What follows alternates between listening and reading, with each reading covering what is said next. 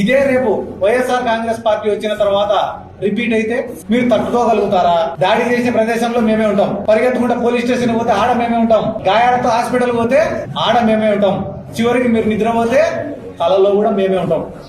కాబట్టి చర్యకు ప్రతి చర్య ఖచ్చితంగా ఉంటది. కానీ రేపు నాది ఎప్పటిదాకా మీరు మగాడు ఆడదాన్ని చర్చేది వినుంటారు. కానీ ఇప్పుడు మీకొక్క మగాడు మగాడిని చేరిస్తే ఎట్టుంటాదో చూపిస్తాను. ఇయాల నుంచి మీ పల్లెలో ఏ కొమ్మలో ఆకల్లాడినా, ఏ కొట్టంలో ఆవర్చినా, ఏ చెట్టు మీద పెట్టలేచినా అది మహానంది గారి వీర రాఘవరెడ్డి కత్తి వాదనలికడే. ఈ క్షణం నుంచి మిమ్మల్ని భయపెట్టేది చావు, మిమ్మల్ని వెంటాడేది చావు, చివరికి మీరు కోరుకునేది కూడా చావే. సావు కనుక్కుంటుంటే